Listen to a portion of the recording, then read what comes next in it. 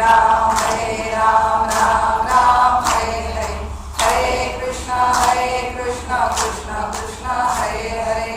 जय जय रघुवीर समर्थ. श्री समर्थांच्या चरणांना मनपूर्वक वंदन करते. माझे श्री गुरु श्रीकृष्ण दत्तात्रय देशमुख उपाख्य डॉक्टर काका यांच्या चरणांना मनपूर्वक वंदन करते. सर्व समर्थ भक्त, समर्थ प्रेमी जे इथे साधक श्रोते जमलेले आहेत त्यांच्या हृदयस्थ भगवंताला वंदन करते. भोजन प्रसाद झालेला आहे, दुपारची वेळ आहे, त्यामुळे घरामध्ये आपल्याला थोडीशी वामकुक्षी घेण्याची सवय असते. त्यामुळे हा गजर आपण केला. सन्निधची असावा विचार हा प्रवचनाचा विषय आहे. खरं तर माधवीताईंच्या प्रवचनाची ही पुरवणी आहे, कारण क्रिया पालटे तात्काळ आणि सन्निधची हवा विचार अशी प्रवचनं, आणि आम्ही दोघी भगिनी असल्यामुळे दोन बंधूंच्या मध्ये आपली फसकत सांगितली की ती सगळ्यांना आपली आहे असं वाटतं आणि ते एकदम अंतःकरणाला भिडतं, कारण बायकांना हा जास्त अनुभव असतो.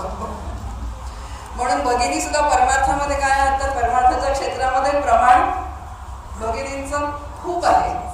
त्या मानाने बंधुवर्ग जास्त दिसत नाही, सगळीकडे व्यस्त प्रमाण असतं, कारण परमार्थाची बहुतेक गरज भगिनींना असावी असं संतांना पण वाटलं असावं. असं आपला जो विषय आहे सन्निधची असावा विचार. आता सन्निधची असावा विचार म्हणजे विचार जवळ असला पाहिजे, जे विचाराचा त्या सहवास असला पाहिजे. पण कोणाच्या विचारांचा सहवास असला पाहिजे तर तो संत विचारांचा सहवास असला पाहिजे. खूप महत्वाचं आहे की संत विचारांचा सहवास असला पाहिजे, पण तरी सुद्धा नुसता सहवास असून चालेल का हो? नुसता तो विचार जवळ असून चालेल का? तर त्या विचाराचं साधनेत रूपांतर झालं पाहिजे. साधनेत झालेलं रूपांतर, ती साधना जी आहे, तो विचार जो आहे तो मला दैनंदिन जीवनात वापरता आला पाहिजे, आणि हे अपेक्षित आहे. बघा, बहुतेक जणांनी एक गोष्ट ऐकलेली असेल.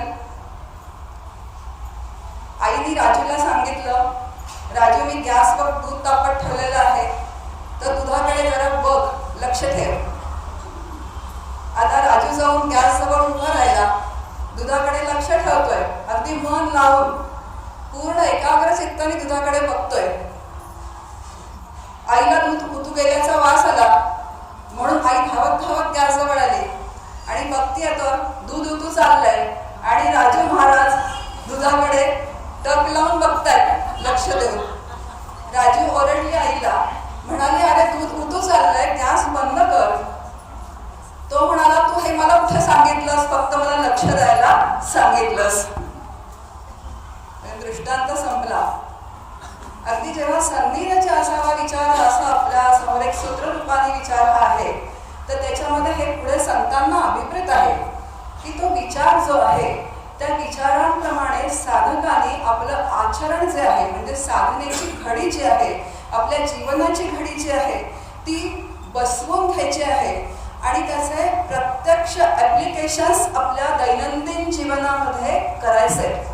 आणि मला संतांचे विचार, म्हणजे संतांनी ग्रंथामध्ये सांगून ठेवलेले विचार मला जमतायत की नाही, म्हणजे ती कृतीशील, म्हणजे त्या कृतीतून उतरते की नाही जीवनामध्ये, हे आपलं आपण तपासून बघायचंय.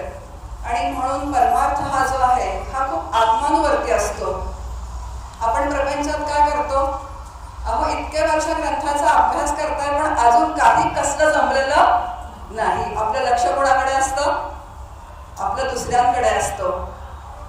पण डॉक्टर काका म्हणतात की दुसऱ्याला तपासण्याचं काम कोणी करायचं असतं, ते डॉक्टरांचं असतं. साधकाने दुसऱ्याला तपासायचं नसतं, साधकाने आपलं अंतःकरण तपासायचं असतं. मग जो अभ्यास करतो त्याच्यावर ही जबाबदारी आहे की मी जे विचार संतांचे वाचते त्याच्यावर जो आपण वाचते, म्हणजे जेव्हा आपण तो संतांची ओवी, जेव्हा एखादी आपण ग्रंथामध्ये वाचतो, जेव्हा ती समजून घेतो, तर त्या समजून घेतल्यानंतर जो संतांनी विचार सांगितला सांगितलेला आहे तो मला प्रत्यक्ष जीवनात वापरता येतो आहे का नाही, आणि यालाच साधना असे म्हणतात. साधनेची एक सुंदर व्याख्या आपल्या समोर येऊन जाते. नाही तर साधना साधना म्हटल्यानंतर आपल्या डोळ्यासमोर काय येतं, ते खूप साधना करतात, डोळे मिटून बसतात, मुद्रा छान केलेली असते, डोळे मिटलेले असतात, आणि त्यांनाच माहिती असतं की डोळे मिटल्यानंतर अजून डोळे उघडल्यानंतर जे दिसत नाही ते डोळे मिटल्यानंतर किती दृश्य तरळून जातात, पण दृश्य किती छान दिसतं. पण तरी थोडं बसावं लागतं, चित्त बहिर्मुख असतं, एकाग्र होण्यासाठी आपण बसतो, कारण ती सवय देहाला लागावी लागते. दुसरं म्हणजे जप, सकाळी 13 माळा केल्या, दुपारी 13 माळा केल्या, अनेक अशी साधनं जी आहेत ती साधनं आपण करत असतो, आणि त्या साधनांना त्याचं एक मूल्य असतं, नक्की असतं, पण त्याची एक मर्यादा सुद्धा तिथे असते. आणि म्हणून साधना आपण जी म्हणतो ती अशी की जुन्या संस्कारांच्या, ज्या अनंत जन्मांचे संस्कार आपल्यावरती झालेले आहेत. आता आपल्याला माहिती आहे का की किती आपले जन्म होऊन गेले, माहिती नाही, जर आठवलं असतं तर किती पंचायत झाले असतील. पण अनंत जन्मांचे संस्कार त्या चित्तावरती उमटलेले आहेत. मी माझा देह, हे सगळं काय, सत्ता, संपत्ती, यश, कीर्ती, प्रतिष्ठा, हे सगळं काय आहे तर हे माझं आहे. इतके अनंत जन्मांचे संस्कार आपल्या चित्तावरती उमटलेले आहेत, आणि हे जुने संस्कार पुसण्यासाठी म्हणून संतांच्या विचारानुसारी नवीन घड्या घालाव्या लागतात साधनेच्या. आणि इथे परमार्थ काय होतो तर अवघड होतो. परमार्थ सोपा कुठपर्यंत असतो, जोपर्यंत कृतिशीलता आहे त्याच्यामध्ये, जोपर्यंत फार जबाबदारी नाही आहे आपल्यावरती, तोपर्यंत परमार्थ काय आहे तर खूप सोपा असतो. पण जबाबदारी आली की मात्र परमार्थ काय होतो तर खूप आपल्याला अवघड होऊन जातो. म्हणून जुन्या वासनांच्या घड्या मोडून नवीन घड्या घालण्याला साधना असे म्हणतात. मग आता जुन्या वासनांच्या घड्या किती घट्ट असतात, आपल्याला अनुभव आहे. जर कपाटातून एखादी साडी काढली किंवा बंधुवर्गाने जर एखादा शर्ट काढला आणि तो बराच काळ जर आपण घातलेला नसेल, आणि बऱ्याच साड्यांमध्ये त्या साडीचा जेव्हा नंबर लागतो तेव्हा जेव्हा ती साडी आपण नेसायला घेतो तेव्हा बराच काळ ती साडीची घडी मोडलेली नसल्यामुळे कितीही जरी इस्त्री फिरवली तरी ती घडी लवकर मोडत नाही.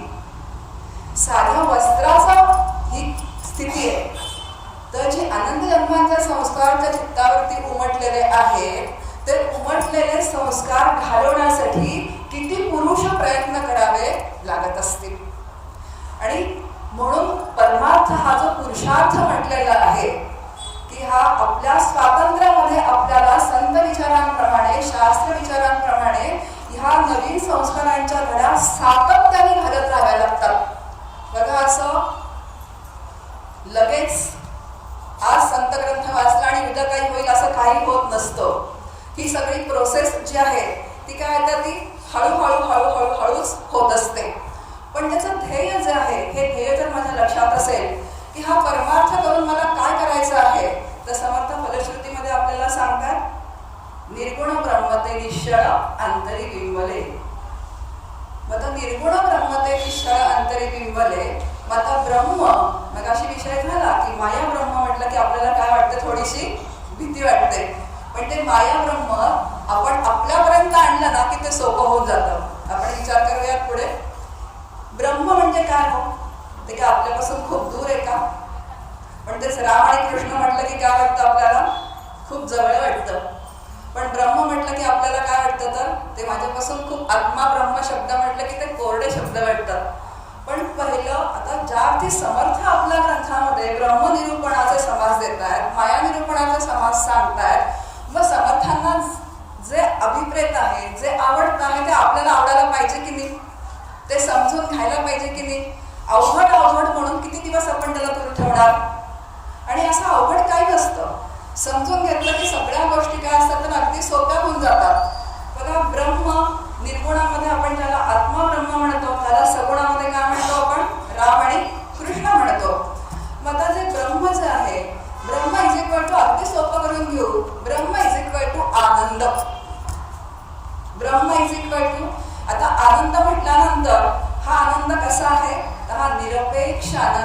सापेक्ष आनंद नाहीये. आता आपला आनंद कसा असतात तर सापेक्ष आनंद असतात. सापेक्ष आनंद कसा असतात? मुलीचं लग्न जमलं, आनंद झाला. जावयाला प्रमोशन मिळालं, आनंद झाला. आता तो वयोगट जास्ती करून इथे आहे म्हणून मी उदाहरण देते ही, नाही तर इथे तरुण सुद्धा वयोगट आहे. म्हणजे असे जे आनंद असतात व्यावहारिक सत्यातले, तर आपले सगळे सापेक्ष आनंद असतात. पण हा जो आनंद आहे हा निरपेक्ष आनंद आहे. तो कशावरही कोणावरही अवलंबून नाही. हे देहादी जगत असताना सुद्धा मी आहे आणि हे देहादी जगत नष्ट झालं तरी सुद्धा आत्मरूप मी आहे. कारण मी मूळची कोण आहे? आत्मा. आता आपण वाचतो ना ग्रंथामध्ये, आपण सगळे अभ्यासक आहोत. समर्थ शिष्याला म्हणतात, स्वय शिष्या तुची आहे से स्वानंदगण आत्मा. आता फक्त असं आहे की आपल्याला ती आत्मानुभूती आत्ता नाहीये. आपल्याला कशाची अनुभूती आहे? आता जीवदशेची अनुभूती आहे. मी सुखी आहे, मी दुःखी आहे, मला यश मिळतं, मी अपयशी आहे, मी कर्ता आहे, मी भोगता आहे, या सगळ्यांची अनुभूती आपल्याला आहे. पण याच्यामध्ये सुख आहे का हो? नाही. सुख आलं की आपण पुरळून जातो आणि दुःख आलं की आपण होरपळून जातो. आणि असं सुख दुःखात्मक द्वंद्वात्मक जीवन जे आहे ते आपण सातत्याने जगत राहतो. आणि कधीतरी असं वाटतं की ह्याच्यातून आपल्याला बाहेर पडायला पाहिजे. सुखानंतर दुःख, दुःखानंतर सुख, असा हा जो जीवनाचा प्रवास आहे हा सातत्याने काय असतो तर तो सुरू राहतो. आणि द्वंद्वात्मक जीवनातून बाहेर पडण्यासाठीच हा परमार्थ आहे. हे परमार्थाचे जे विचार सांगितलेले आहेत ना, मग द्वंद्वात्मक जीवनातून बाहेर पडल्यानंतर द्वंद्वातीत जीवन जे असतं ते कोणाचं असतं? आपण प्रार्थना म्हणतो, ब्रह्मानंदम परमसुखदम केवलम ज्ञानमूर्ती द्वंद्वातीतम गगन सदृशम. असं सद्गुरूंचं जीवन असतं, असं संतांचं जीवन असतं. आणि म्हणून संतांचे विचार जे आहेत, संतांचे विचार आपल्यात आजही आहेत. आज 450 वर्ष झाले तरी सुद्धा समर्थांचा दासबोध हा प्रापंचिक म्हणजे व्यावहारिक स्तरावरती आणि पारमार्थिक स्तरावरती दोन्ही स्तरावरती तो आपल्याला काय करतो आहे तर मार्गदर्शन करतो आहे. म्हणून संतांच्या विचारांप्रमाणे जीवनाची घडी बसवून घेणं खूप महत्वाचं आहे. तुमचे डॉक्टर काका म्हणतात की स्वबुद्धीच्या गाढवावरती बसून कधीही साधकांनी परमार्थ करू नये. तर संतांच्या आणि श्रीगुरूंच्या बुद्धीनुसार जो आहे तो परमार्थ करावा. संत विचारांचं एवढं महत्व आहे कारण संतांचे विचार हे त्यांच्या स्वानुभूतीतून आलेले असतात. समर्थ ग्रंथामध्ये म्हणतात ना, माझी आत्मप्रचिती शास्त्रे सहित. मी या ग्रंथाला अनेक संदर्भ ग्रंथांचा, श्रुती ग्रंथांचा काय घेतलेला आहे तर आधार घेतलेला आहे. पण या ग्रंथामध्ये मुख्य माझी काय आहे तर आत्मप्रचिती आहे, माझी स्वानुभूती आहे. आणि हा ग्रंथ, हा संपूर्ण ग्रंथ माझ्याकडून रामरायाने लिहून घेतलेला आहे. रघुनाथ कृपेची वचने तो हा दासबोध. ही सगळी काय आहे तर भगवंताची वचन आहेत. बघा, संतांचं महात्म्य एवढं का आहे? एवढा मोठा ग्रंथ, अजून तर समर्थांचं उदंड वाङ्मय आहे, समर्थांनी लिखाण केलेलं. पण एवढा ग्रंथ लिहून समर्थ कर्तृत्व कोणाकडे देतात? रघुनाथाकडे देतात. आता श्रीगुरु पण कोण आहेत समर्थांचे तर रामराय आहे. म्हणजे श्रीगुरूंकडे ते कर्तव्य, श्रीगुरूंकडे ते कर्तृत्व देतात. आणि मी काहीतरी कुठेतरी एखादी छोटीशी पुस्तिका माझ्याकडून होते आणि सर्व हक्क स्वाधीन. अहो, हे कोणी लिहिलं? लगेच मी पुढे येतो. आता सन्निधीचे असावं विचार, कारण ते अजून पुरलं नाहीये. काय आहे? उथळ पाण्याला खळखळाट फार असं म्हणतात ते. आता पहिलाच विचार आहे की समर्थांनी संपूर्ण कर्तृत्व जे आहे त्या रामरायाकडे देऊन दिले आणि पहिलाच विचार सांगता येतो आपल्याला की तुझं कर्तृत्व काय असेल. आता माझं काय कर्तृत्व असतो? प्रपंच मांडलेला असतो, त्याच्यामध्ये मीच माझ्या प्रपंचासाठी कष्ट केलेले असतात. पण तरी मला असं वाटतं की नाही की माझी कोणीतरी कुठेतरी नोंद घ्यावी. आणि जेव्हा नोंद घेतली जात नाही तेव्हा काय पदरात पडतं? दुःख पदरात पडतं. आपण सगळे प्रापंचिक आहोत, वेगळं काही सांगायची आवश्यकता नाहीये. आणि मग तेच समर्थ आपल्याला सांगतात, मी करता ऐसे म्हणसी तेणे तू दुःखी होसी, राम करता म्हणता पावसी यश कीर्ती प्रताप. तो काय म्हणतात, रामाला करता कर आणि रामाला सगळं देऊन टाक. कर्तृत्व पण दे आणि भोक्तृत्व पण त्याला देऊन टाक. कारण कर्तेपणाला आलेली फळं माझ्याकडे ठेवली तरी ती त्रासदायक आहेत. म्हणून करते पण नको, भोगते पण नको, सगळं तुला मी अर्पण करते. आणि रामरायाला कितीही अर्पण केलं तरी ते निर्लेप, तो निर्लेप असल्यामुळे त्याला कशाचाच लेप लागत नाही. पण एक फायदा मात्र होतो की मी मोकळी होते त्याच्यातून. मी मोकळी होते. आणि हे मोकळं होणं जे आहे ना, हे मोकळं होणं हाताला अपेक्षित असतं. कारण इतकं सगळं आपण अंगावर ओढवून घेत असतो आणि या सगळ्या गाठीच्या ग्रंथी आनंद जन्मांच्या तर आहेतच आहेत, पण अजून ह्या जन्माचा सुद्धा आपण काय आहे तर मी करता, मी भोगता, मी केलं म्हणून झालं, मी केलं नसतं तर झालं नसतं. अजून त्याच्या पुढे मी गेल्यावर काय होणार, मी गेल्यावर काय होणार ही चिंता असेल तर मजेने असं म्हटलं जातं की मग परत गेल्यानंतर ही माणसं कधी येतात बघायला. म्हणजे किती अडकतोय माणूस. आणि म्हणून हे कर्तृत्व जे आहे, ग्रंथामधून जे आपण विचार बघतो त्या विचारामध्ये जे शिकायचं आपल्याला, ते कर्तृत्व सोडायला शिकायचंय. बघा, आपली मुलं मोठी झाली तरी सुद्धा आपलं कर्तृत्व संपत नाही. अहो, इतकं मुलांना वाढवलं, काय काय केलं बोला. आता दुपारची वेळ आहे, हाडाची काढ केली, रक्ताचं पाणी केलं, मर मेले, सगळ्यांच्या परिचयाची वाक्य आहेत ती. एवढं केलं तरी सुद्धा कोणाला सुद्धा काही त्याचं नाही. अरे कारण माणसं अशीच असतात, माणसं अशीच असतात. जोपर्यंत काम आहे तोपर्यंत तुमच्यापाशी येतात, अगदी स्वतःच्या पोटची मुलं असली तरी सुद्धा. पण त्याची सगळ्याची नोंद कोणाकडे असते तर रामरायाकडे असते. म्हणून हे सगळं करत असताना सुद्धा जेव्हा समर्थ म्हणतात की सतत अनुसंधान कुणाचं ठेवा तर त्या भगवंताचं अनुसंधान ठेवा. आपला विचार जो चालला होता की समर्थ स्वतःकडे कर्तृत्व घेत नाही, हा एक विचार जर आपण बघितला तर आपण आपलं कर्तृत्व सुद्धा काय करावं तर रामरायाकडे समर्पित करायला हळूहळू शिकावं. बघा, मी आधीच म्हटलं की असं अचानक एकदम काहीही होत नाही. जो विचार आहे तो हळूहळू करत, पण सातत्याने मात्र तो काय पाहिजे आपल्या तर जवळ पाहिजे.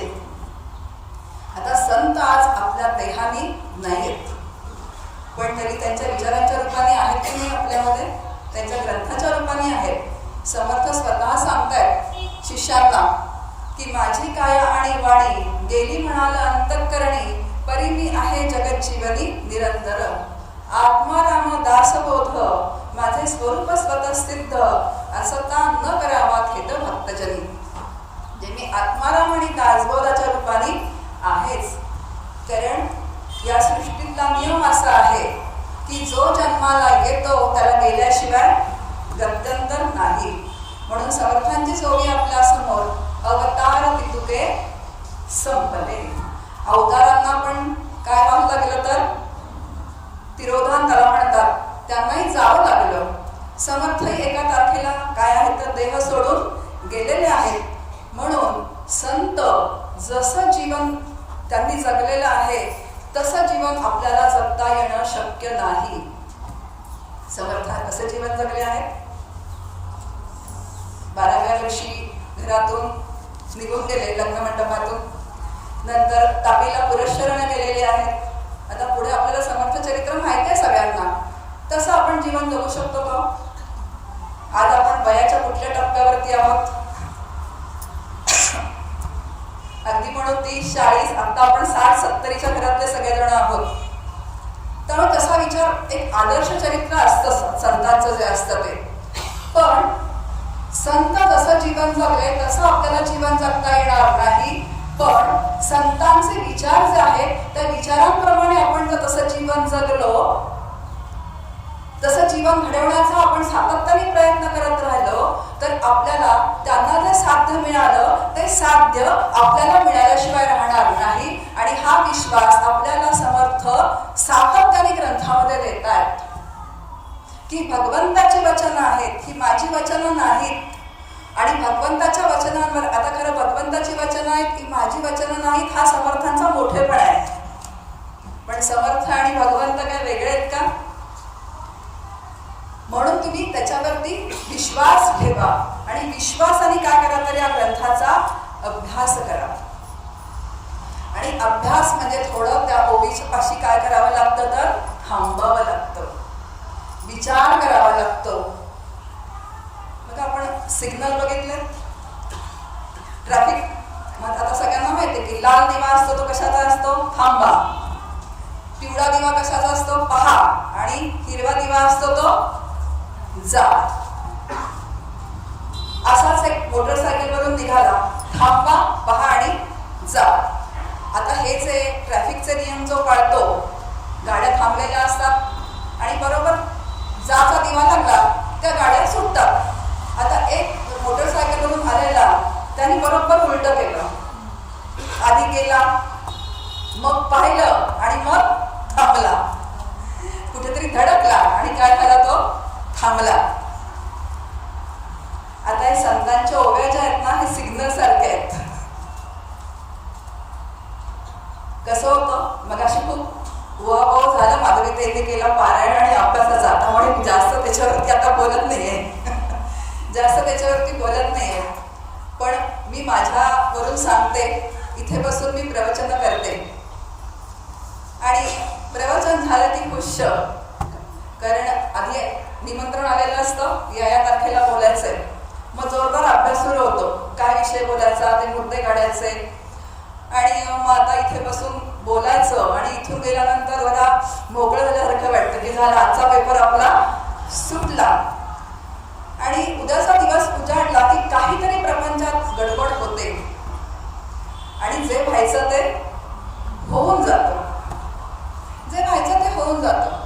त्या प्रवाहामध्ये आपण वाहत जातो. एखादा प्रसंग होतो काहीतरी दुःखाचा असेल किंवा काही कुठलाही प्रपंचात, आपण सगळे प्रापंचिक आहोत त्यामुळे वेगळं काही सांगायची आवश्यकता नाहीये. एखादा प्रसंग होऊन जातो, आपण त्याच्या दुःखाबरोबर त्या प्रवाहात वाहत जातो. म्हणजे काय, आधी गेलो प्रवाहात वाहत, नंतर थोडं दुःख थोडं कमी होतं, मग ग्रंथामध्ये पाहतो की अरे माझं सोल्युशन तर समर्थांनी इथेच दिलेलं आहे आणि मग थांबतो. म्हणजे काय झालं, उलट झालं. आणि म्हणून थांबा थांबा, पहा पहा, आधी थांबा त्या ओवीपाशी, त्या ओवीचा व्यवस्थित विचार करा, त्याच्यावरती मनन करा आणि ती ओवी मला जीवनामध्ये कशी उतरवता येईल याचा सातत्याने प्रयत्न करत राहा. आणि ह्याच्यासाठी काय पाहिजे तर सतत जे संतांचे विचार आहेत ते संतांचे विचार आपल्याला लावून घ्यावे लागतात, म्हणजे जीवनामध्ये उतरवावे लागतात, त्याप्रमाणे आपल्या जीवनाची घडी बसवावी लागते. एक दृष्टांत सांगते. एक 90 वर्षाच्या आजींच्या नातीचं लग्न होतं. नातीच्या लग्नाला आजीबाई नटून थटून छान गेल्या. नातीचं लग्न समोर सुरू होतं, तर हॉल सगळा पूर्णपणे भरलेला होता, गच्च. आता शिवमंगल सावधान अशा मंगलाष्टका सुरू होत्या. आता नातीला आई बाबा नसल्यामुळे आजीबाईंनीच वाढवलं होतं, तर नातीचं लक्ष सारखं आजीकडे होतं की आजीला काय वाटतंय मग तर आपण लग्न होऊन चाललोय म्हणून. आणि तिला असं जाणवलं की आपल्या आजीचा चेहरा कसा कसा होतोय, तिला काहीतरी होतंय. पण इथं मंगलाष्टका सुरू होत्या म्हटल्यानंतर ती काय लगेच तिथून येऊ शकत नव्हती. शुभमंगल सावधान झालं, अंतरपाठ दूर झाला आणि नमस्कार करायला आजीजवळ आली. नमस्कार केला वाकून, हळूच आजीला म्हणाली की आजी तुला काय होतंय ग? आजी म्हणाली काय नाही ग, काय नाही. आता एवढ्या लोकांमध्ये कसं सांगायचं, म्हणून आजी म्हणाली काय नाही. तिने एकदा विचारलं, दोनदा विचारलं, तीनदा विचारलं. शेवटी आजी म्हणाली अगं काय ना, आता बघा आजी ज्या आहेत ना त्यांनी आयुष्यभर कीर्तन आणि प्रवचन केलेली होती, म्हणजे कीर्तनकार आजी आहेत, प्रवचनकार आजी आहेत. आजी म्हणतात काही नाही ग, तुझं लग्न सुरू होतं ना तेव्हा मला माझ्या लग्नातली आठवण झाली आणि म्हणे माझ्या नंदेने मला किती त्रास दिला होता, माझ्या सासू सासऱ्यांनी मला किती त्रास दिला होता, हे मला माझ्या डोळ्यासमोरून सगळं सरकत होतं. मग आता आजी नात असं म्हणतेय की मग त्याचा आता काय? पण बघा, जसं मगाशी म्हटलं की तरुण मुलं प्रॅक्टिकल असतात, तर आता काय पण त्याचं म्हणे अगं नाही, पण म्हणे मी ना त्यांना गाठणारच आहे, मला फारच त्यांनी त्रास दिला. मग ती नात असं म्हणते मग लवकर जा, नाही तर तो खूप पुढे निघून जातील. म्हणजे इतके वर्ष कीर्तन आणि प्रवचन करून जर अंतःकरणामध्ये द्वेष आणि जर तो क्रोध जात नसेल तर त्या कीर्तन प्रवचनांचा उपयोग शून्य. तर आपणच बोलला शून्य. म्हणजे याच्यावरून आपल्याला लक्षात येतं की आपल्याला किती मजल गाठायची आहे. बस एवढ्याच साठी आहे. कसं होतं की आपण परमार्थामध्ये फार लवकर संतुष्ट होतो आणि प्रपंचात आपण फार लवकर संतुष्ट होत नाही. प्रपंचात काहीतरी सतत हवं हवं हवं असतंच. अहो, माझ्या लग्नामध्ये ना पैठणी घ्यायची राहिलीच. आता मुलाच्या लग्नामध्ये मी नक्की घेणार आहे 25,000ची पैठणी. किंवा आपल्या प्रपंचामध्ये आता आपण जेव्हा प्रपंच सुरू केले तेव्हा आपण मध्यमवर्गीय म्हणून जेमतेम आपल्या काही इच्छा झालेल्या असतात. आणि मग जेव्हा मुलांचे प्रपंच सुरू होतात तेव्हा आपल्या प्रपंचाची पण हौस आपण त्याच्यामध्ये काय घेतो तर भागवून घेतो. पण तरी सुद्धा तृप्ती आलेली नसते. पण परमार्थामध्ये मात्र आपण फार लवकर तृप्त होतो. किती पारायण केली, आमचं एक सुद्धा पारायण चुकत नाही. किती परीक्षा दिल्या, बस इथेच थांबते मी आता. म्हणजे हे जे आहे की आपण फार तृप्त होतो. नाही हो जमत आम्हाला आता असं करणं. अरे पण असं आहे की देहाने धावाधाव संत करायलाच सांगत नाहीयेत. देहाने धावाधाव आपण करतोय. जसं मगाशी म्हटलं की 2 प्रकारच्या साधना असतात. एक कृतिशील साधना असते आणि दुसरी चिंतनशील साधना असते. कृतिशील साधना आपण कुठपर्यंत करू शकतो, जोपर्यंत देहाची साथ आहे तोपर्यंत. आता इव्हन घरातून सुद्धा उठून इथं यायचं म्हटलं तरी देह कसा पाहिजे, उत्तम पाहिजे. कारण आता गाडी न्यावं लागतं, बस न्यावं लागतं, जी साधन आहेत इथे बसावं लागतं 9 वाजल्यापासून ते 3:30 वाजल्यापर्यंत. म्हणजे देह कसा पाहिजे तर चांगला पाहिजे. त्या देहाची साथ आपल्याला लागते. पण एकदा हे संतांचे विचार जे आहेत त्यांच्यावर जर मनन करायचं असेल, त्याच्यावर विचार करायचा असेल तर फक्त तुम्हाला मनाचा वेळ द्यावा लागतो, देहाचा वेळ द्यावा लागत नाही. म्हणून देह चांगला निरोगी असताना, सक्षम असताना हे सगळं जे आहे हे सगळं मिळवावं, हावरटासारखं मिळवावं. खरं म्हणजे हावरट शब्द चांगला नाहीये, पण ते सगळं मिळवावं. पण शांत बसून मग त्याचं जे मनन आहे ते सातत्याने मनन, त्याला चिंतनशील साधना असं म्हणतो आपण. आणि त्याला फक्त मनाचा वेळ द्यावा लागतो, देहाचा वेळ द्यावा लागत नाही. म्हणून समर्थ म्हणतात कुठलाही कशाचाही त्याग करावा लागत नाही. संसार करता करता आपण हा सगळा विचार नावाची साधना करू शकतो.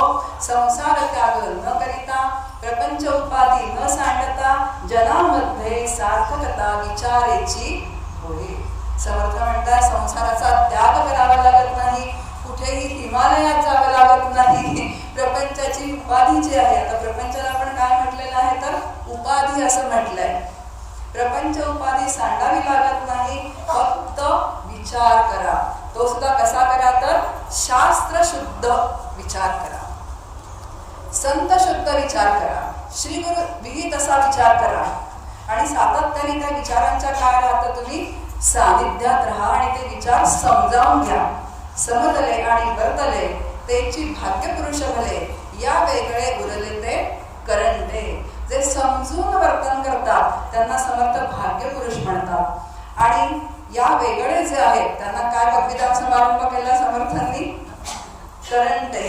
त्यांना करंट. मग आता आपण कशात बसायचं, भाग्य पुरुषात बसायचं का करंटांमध्ये बसायचं हे कोणी ठरवायचं, आपण आपलं ठरवायचं.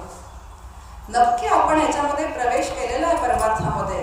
पण भाग्य पुरुष होण्यासाठी जे काही करावं लागतं, जी साधना करावी लागते, ती साधना म्हणजे मनाला घडवण्याची साधना जी आहे, ती मनाला घडवण्याची साधना जी आहे संत विचारांप्रमाणे, ती सातत्याने काय करावी लागते तर करावी लागते. पण कसं होतं माहितीये का, ही साधना दिसत नाही. दिसणारी साधना करण्याकडे जास्त काय असतो तर कृतीकडे कल असतो. मी जायचं आमच्या इथे चिंचवडला मंदिरामध्ये, मग कोणी म्हटलं की ताई तुमचा नेम अजिबात चुकत नाही बरं का, रोज तुम्ही मोर्याला येता. मला कसं वाटतं, अगदी आतून मोरपीस अंतःकरणावरती फिरल्यासारखं वाटतं. खरंच माझी मोर्याने घेऊ की न दखल तो भाग वेगळा, पण यांनी मात्र दखल घेतली.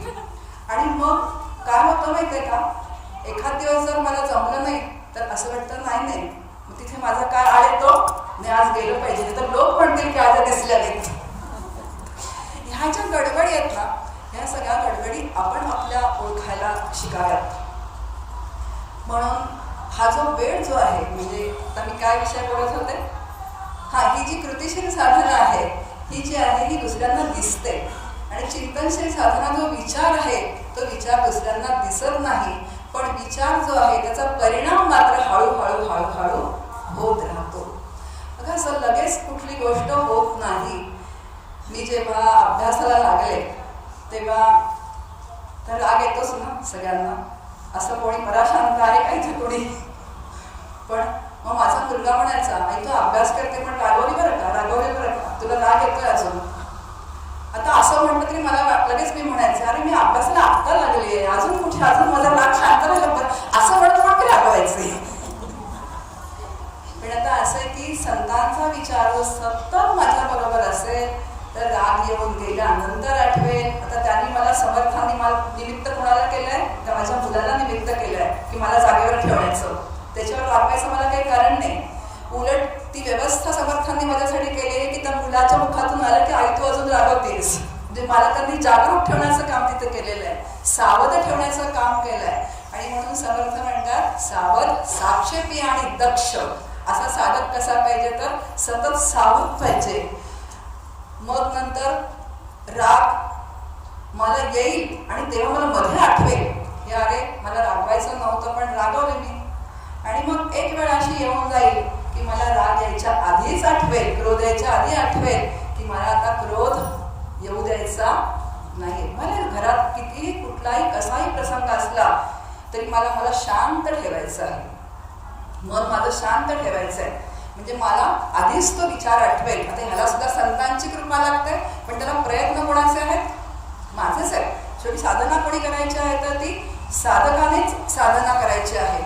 आणि असं करत करत करत करत हळू असं आपल्या लक्षात येऊन जाईल की मला क्रोधच यायचा बंद झाला.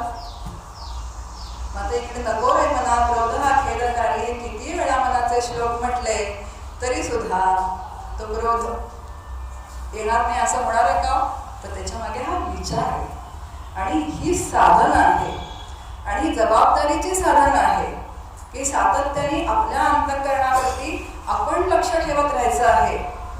नाही तर आता मगाशी म्हटल्याप्रमाणे जसं मी आता मंदिरात जाताना दिसले की सगळे लोक म्हणतात किंवा पारायणाला बसते किंवा घरात ते आपण जी पूजा अर्चा करतो की हे जे बहिरंग जे आहे तर बहिरंग पण लागतातच, पण तरी बहिरंग लोकांना दिसतात आणि म्हणून सगळेजण म्हणतात की अहो तुम्ही किती पारमार्थिक आहात. मग आपणही म्हणतो हो हो तुम्ही पण किती हो करता, आम्ही तर करतोच पण तुम्ही पण किती करता. मग परस्पर प्रशंसा मंडळ असं त्याला म्हणतात. एकमेकात सहाय्य करून अवघे धरू कुपंथ अवघे धरू कुपंथ असं काहीतरी होतं. आणि मग काय होतं, जे मुख्य जे साध्य आहे त्या साध्यापासून जे आहे ते काय होतं तर आपण खूप दूर राहून जातो. म्हणून सततचा जो आहे तो सराव. बघा परमार्थ जे आहे ना ते एक शास्त्र आहे. संतांनी आपल्या ग्रंथामध्ये काय सांगितलंय, संत वचनांमधून शास्त्र सोपं करून सांगितलंय. पण शास्त्र जे आहे ना, परमार्थ हे शास्त्र आणि परमार्थ ही कला सुद्धा आहे. म्हणजे शास्त्राचं रूपांतर कलेत कसं करायचं हे साधकाला जवळ पाहिजे. आता बघा शास्त्र, आता आपल्याला माहिती की संगीत काय तर शास्त्र आहे. जसं संगीत शिकताना ते काही विशाल परीक्षा द्याव्या लागतात, खूप अभ्यास करावा लागतो. मी पेटी शिकायला जात होते तेव्हा सा रे ग म प ध नि सा ते आरोह अवरोह, सुरुवातीला तर सारखं घरी येऊन ते आरोह काय अवरोह काय, मग तो भूप राग त्या लक्षात राहायचं नाही, बोटं सुद्धा कुठली कुठे ठेवायची. पण हळूहळू सराव केल्यानंतर त्याला इतकी सहजता येते की नुसतं नोटेशन बघितलं तरी पटपट पटपट ती बोटं फिरतात. आपण बघतो टीव्हीवरती की किती समोर बघत असतात पण तरी सुद्धा ती बोटं फिरत असतात पेटीवरती. अगदी त्याचप्रमाणे हे शास्त्र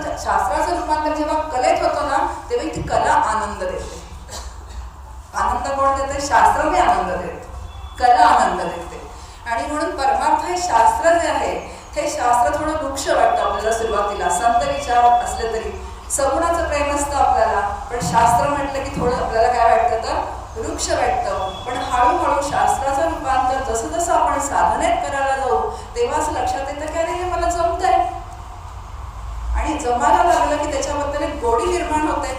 आणि गोडी निर्माण झाली की हळूहळू ते विचार सहज आपण संत विचार आपण आपल्या प्रपंचात सुद्धा काय होतं तर ते वापरायला लागतो. आणि असं संत जे आहेत बघा, आता जेव्हा समर्थ म्हणतात ना की मी श्रुतीशास्त्रांचा आधार घेतलाय, तर प्रत्यक्ष समर्थांसारखे संत हे श्रुती ग्रंथ जपतायत.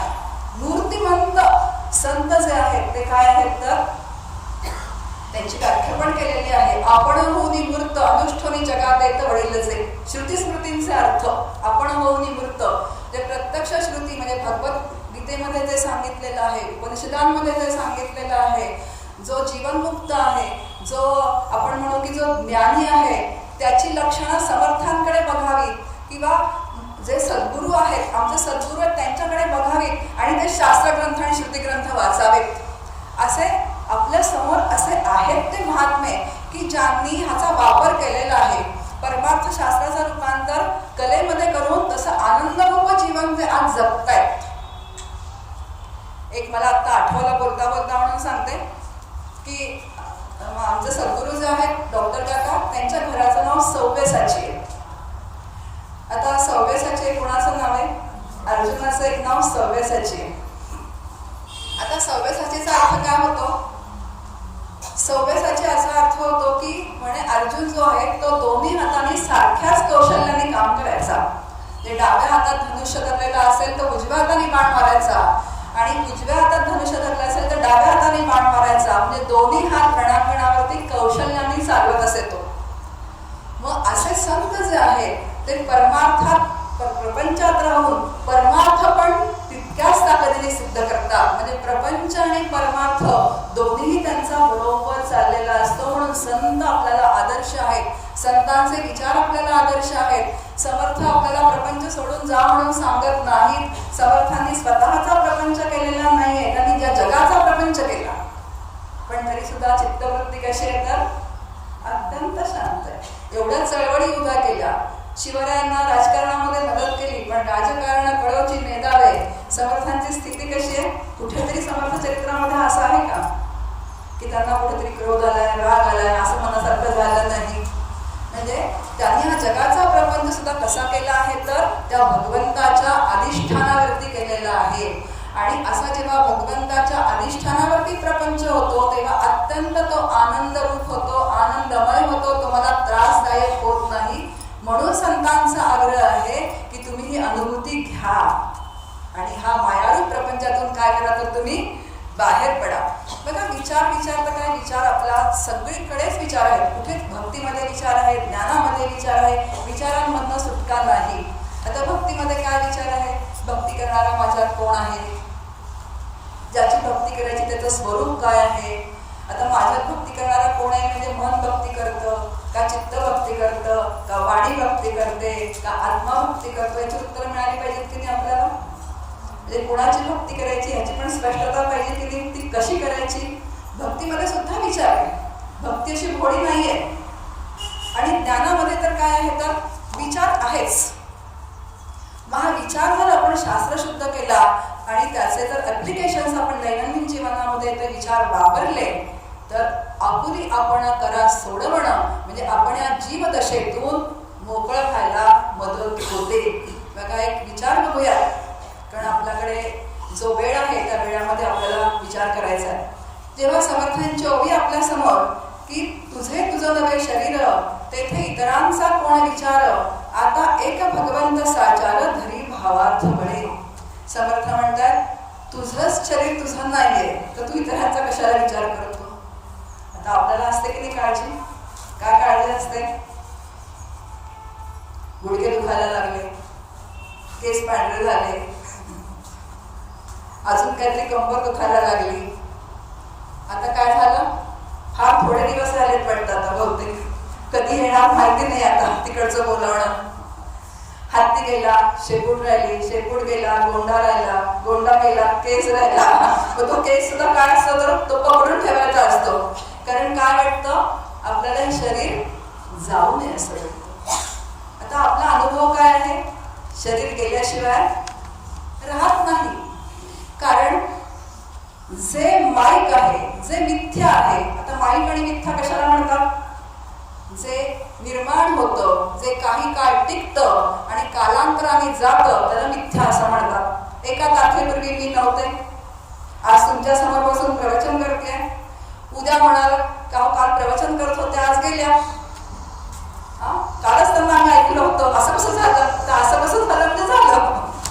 म्हणजे जे निर्माण होतं, जे काही काळ टिकतं आणि कालांतराने एका तारखेपूर्वी नक्की ते नसतं त्याला मिथ्या असं म्हणतात. आपल्या जीवाला जन्म जरा मरण आहे आणि जगाला उत्पत्ती स्थिती आणि लय आहे.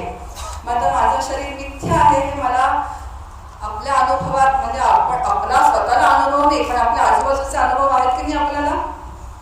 कित्येक लोक दिसतात आपल्याला त्या वाटेने जाताना, पण तरी आपण आपलं शरीर मात्र काय करतो तर घट्ट धरून ठेवतो आणि ते गेल्याशिवाय मात्र राहत नाही. आणि मग जे असं दुःख असतं त्याला धरून ठेवण्याचं, तेच काय करायचं तर बघा खूप छान समर्थांचं एक वचन आहे, पहावी घरांची घरे. आता शरीर हा देह, शरीर हे माझं राहण्याचं काय आहे तर पहिलं घर आहे. हा शरीर हा देहाच्या घरामध्ये राहतो. 2 BHK 3 BHK 3 BHK हे दुसरं घर आहे. आणि ते 2 BHK 3 BHK घर ज्या घरात राहतं ते जग हे तिसरं घर आहे. आणि चौथं घर जे आहे ते काय आहे, निरंजनी आम्ही बांधलेले घर. ते काय म्हणतात तर आम्हाला घराचीच भाषा समजतं म्हणून ते पण काय म्हणतात ब्रह्मतत्वात आम्ही घर बांधलंय. पण म्हणजे पहिलं घर कुठलं आहे माझं, देह हे माझं राहण्याचं पहिलं घर आहे. आता हा प्रश्न विचारते आपल्या सगळ्यांना, हा देह मला मिळालेला आहे का आणलेला आहे? जे सगळे जागे आहेत सगळे जागे आहेत, मला तो मिळालेला आहे, मी आणलेला नाही. आता आणला असता तर कसा आणला असता, सगळ्या भगिनी वर्गांनी अप्सरांचे देह आणले असते आणि अप्सरा आणि सगळ्या बंधू वर्गांनी गंधर्वांचे देह आणले असते. पण आता हा मला काही चॉईस आहे का, मला देह कसा मिळावा याचा काही चॉईस नाही आहे, तो भगवंतानी मला दिलेला आहे. आता बघा विचार करा की जन्माची वेळ म्हणजे देह या जगतामध्ये येतो ही वेळ नक्की नाहीये, जाण्याची वेळ जे मृत्यूचं टोक आहे ते आपल्याला माहिती नाहीये. मग मधला काळ जो आहे तो माझा आहे का, नाहीये. पण तरी आपण काय म्हणतो, माझ्या मनासारखं झालं पाहिजे. अहो एवढं केलं पण अजून माझ्या मनासारखं झालेलं नाही. का होत नाही, कारण ते पण कशाने बांधलेला आहे, तो जग ईश्वर सूत्रे बांधले. प्रारब्ध रूपाने हा देह चालवण्याचं काम कोण करतो, ईश्वर करतो. त्याच्या सूत्राप्रमाणे आपलं जीवन सगळं सुरू असतं. सुखदुःखांचं प्रारब्ध जे आहे, बरं प्रारब्ध कोणी निर्माण केलं, मीच निर्माण केलं माझ्या कर्मातून. फक्त देण्याचं काम कोण करतोय तर तो भगवंत करतोय. मग आता माझ्या प्रारब्धामध्ये जर दुःख आलं तर दोष कोणाला द्यायचा, मलाच द्यायचा, कारण मीच काहीतरी असं करून ठेवलं म्हणून माझ्या वाट्याला दुःख आलं. रामकृष्ण हरी बस. मग आता हे जे संपूर्ण जे आयुष्य आहे हे कोणाचं आहे तर हे या भगवंताचं आहे, तो माझा नाहीये. आणि संत जे असतात ना ते न खेळता जिंकतात आणि आपण खेळून खेळून हारतो. जसं मी आता म्हटलं तसं की जावंसच वाटत नाही देह आपल्याला, सगळं माहिती असतं पण तरी असं वाटतं नाही हो जरा नातू झालेला बघू, मग नातू पण जरा हुशार शिकलेला. आता ज्या 80च्या टप्प्यामध्ये आहेत त्यांना असं वाटतं की पणतू झालेला बघावा अजून सुद्धा, म्हणजे पणतू बघायची इच्छा असते. तो जावासाच वाटत नाही पण तरी गेल्याशिवाय राहतो का. मग संत जे आहेत ते भगवंताला म्हणतात की तू नेऊन नेऊन काय नेशील, तुला मला नेता येणार नाही. तू नेऊन नेऊन काय नेशील, पंचमहाभूतांचा देह घेऊन जाशील. तुला मला नेता येणार नाही कारण तू आणि मी एकच आहे. याला म्हणतात अद्वैत. आणि समर्थ म्हणतात अद्वैता परता ग्रंथ नाही. आणि आपण काय म्हणतो, आपण खेळून खेळून हारतो, कारण ह्या घड्यात बसलेल्या नसतात संत विचारांप्रमाणे. अद्वैत म्हणजे काय, जीव आहे तोच कोण आहे, तर तो परब्रह्म स्वरूप आहे, दुसरं तत्वच नाहीच आहे. आणि हा देह जो पंचमहाभूतांचा आहे तो गेल्याशिवाय राहतच नाही. बघा आता आपण इथून घरी गेल्यानंतर साधना रूपाने आपल्या जवळ एक सातत्याने विचार असला पाहिजे. एक वाक्य सांगते आपल्याला, जे माझं आहे ते मी नाही. लक्षात ठेवायचं, नाही तर लिहून ठेवा आठवणीसाठी. जे माझं आहे ते मी नाही. आता माझी ही साडी आहे, मी साडीपेक्षा वेगळी आहे की नाही? माझं घर जेव्हा आपण म्हणतो तेव्हा घर म्हणजे मी आहे का? घर माझ्यापेक्षा वेगळं आहे. आता मी तुमच्याशी बोलते कारण तुम्ही माझ्यापेक्षा वेगळे आहात, म्हणून मी तुमच्याशी बोलते, तुम्ही मला प्रत्यक्ष अनुभवताय कारण तुम्ही माझ्यापेक्षा वेगळे आहात. मग आता मी काय म्हणते बघा, वाक्य काय आहे, जे माझं आहे ते मी नाही. देह माझा आहे, मी देह असं आपण म्हणतो का कधी? देह काय आहे तर माझा आहे, म्हणून देह हा माझ्यापेक्षा काय आहे तर वेगळा आहे. आणि वेगळा असल्यामुळे त्या देहाशी मला बोलता येतं. आणि असं देहाशी बोलायला शिकणं याला साधना असे म्हणतात. आता इथून प्रवासातनं गेल्यानंतर पहाटे आम्ही उठलोय 4 वाजता आणि इथून घरी गेल्यानंतर आम्हाला वाजतील 9:30-10 घरी पोहोचायला वाजतील. मग देह ठणकायला लागला माझा, बसून बसून कंबर आखडली. मग आता मी देहाशी काय बोलायचं? मी तुला एक छानपैकी कशाची गोळी देते? ॲस्प्रिनची गोळी देते. तू गोळी घे, शांतपणे झोप आणि उद्या तू मात्र तुझ्या कामाला लाग. तुझ्या कामाला लाग. तुला गरम पाण्याची आंघोळ घालीन सकाळी छानपैकी आणि मग उद्या परत तुझ्या कामाला लागून तुझ्याकडनं जे वसूल करून घ्यायचं आहे ते मी वसूल करून घेणार आहे. समर्थ काय म्हणतात, शरीर ऐसे नाही यंत्र. म्हणून देह हे माझं वापरण्याचं साधन आहे. पण आपल्याला काय वाटतं, देह म्हणजेच मी आहे. देह गेला की मी जाणार, देह आहे म्हणून मी आहे. आपल्याकडे कामवाली असते, त्या कामवालीला आम्ही 1000 रुपये पगार देतो आमच्याकडे, इथे मला माहिती नाही.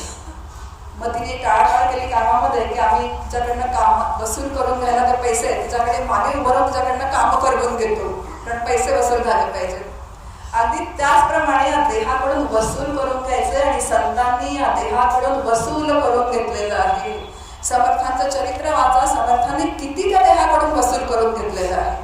कफाची व्याधी होती तरी सुद्धा म्हणजे देह म्हणजे मी नाही तिथे, पण शेवटी देह असेपर्यंत त्रास होतो की नाही, पण तरी इतकं ते अलिप्तपण आलेलं असतं की त्या देहाची दुःख त्या आत्मरूपीवर अजिबात ओढवून घेत नाही. म्हणून संतांच्या ठिकाणी सतत आनंदाची स्थिती असते.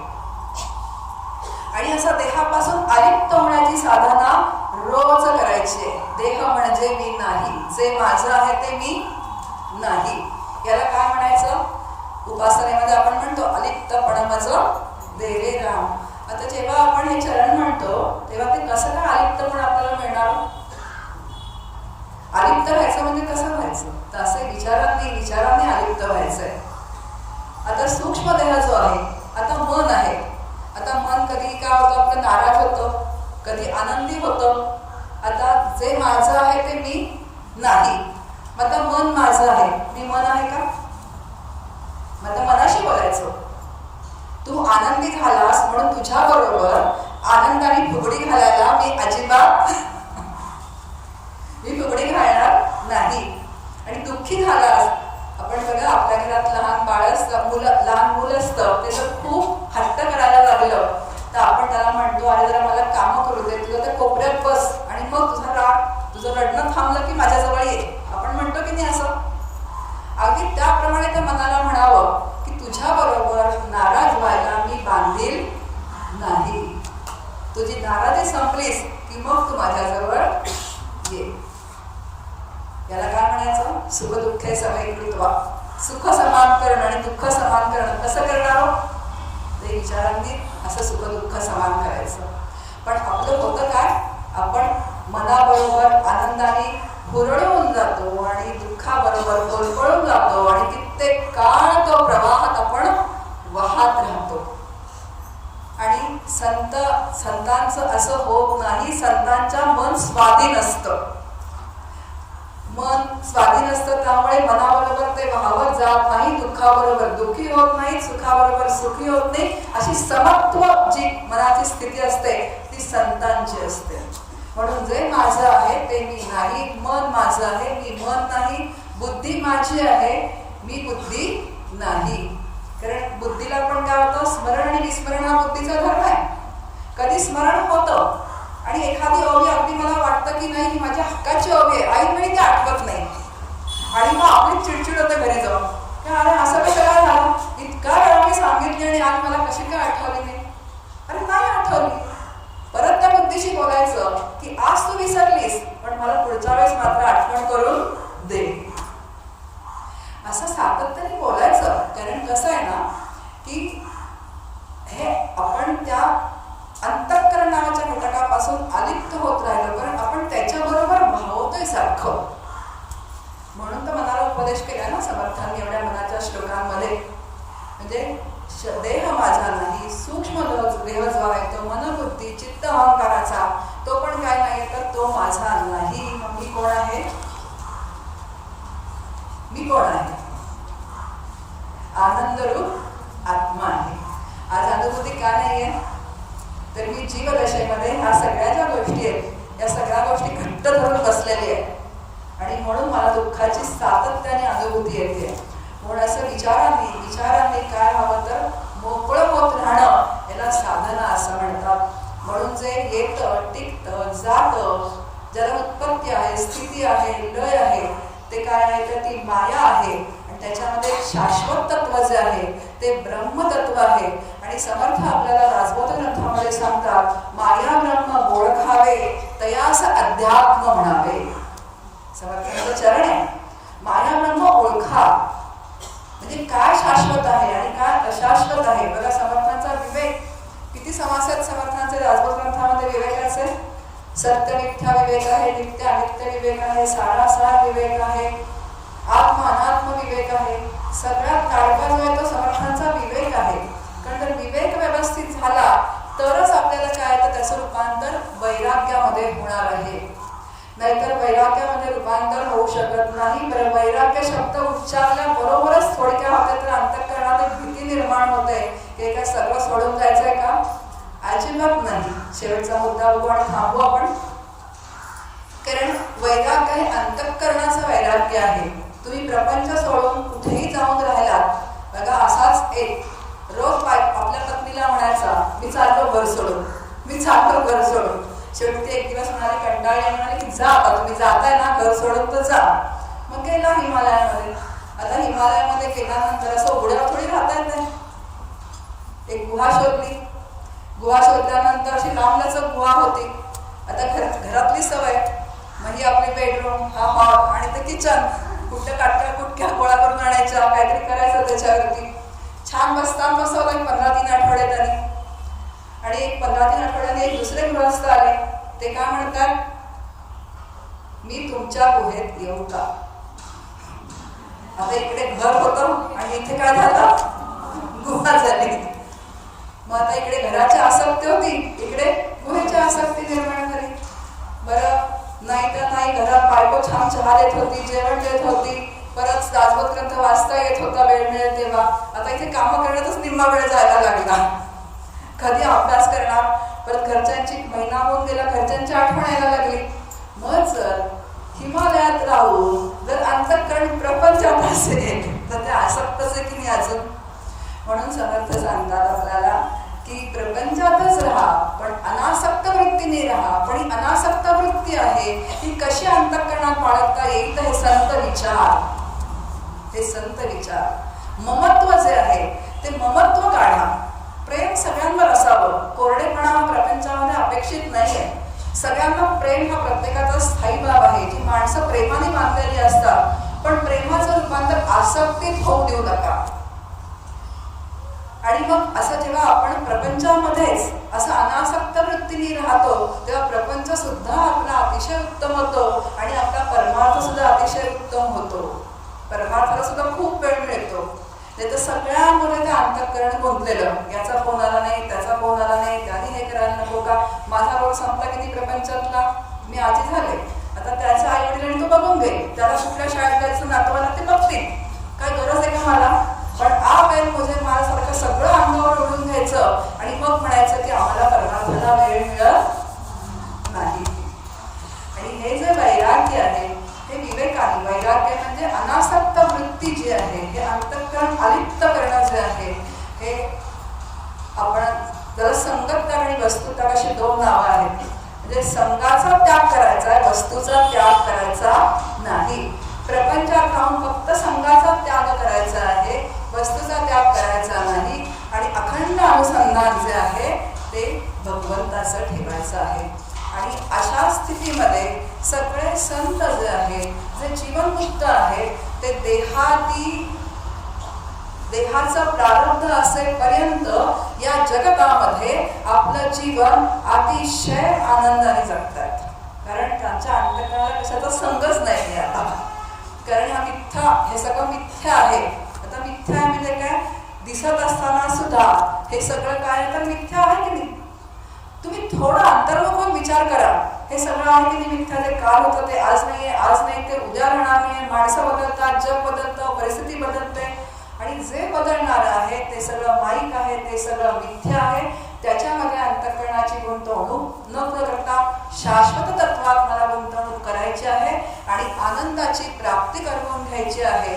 हा विचार जर सातत्याने आपल्या अंतःकरणात असेल, त्या विचारांप्रमाणे आपलं जर आचरण झालं आणि आपण त्या दैनंदिन जीवनामध्ये संतांचे विचार जर आपण जीवनात त्यांच्या विचारांप्रमाणे जर घडी बसवून घेतली तर त्यांना जो आनंद मिळाला, जो निरपेक्ष आनंद मिळाला, त्या निरपेक्ष आनंदाची प्राप्ती समर्थ कृपेने माझ्यासह आपल्या सर्वांना मिळाल्याशिवाय राहणार नाही आणि ती आपल्या सर्वांना मिळेल अशी समर्थचरणी प्रार्थना करते आणि इथेच वाणीला विराम करते. जय जय रघुवीर समर्थ.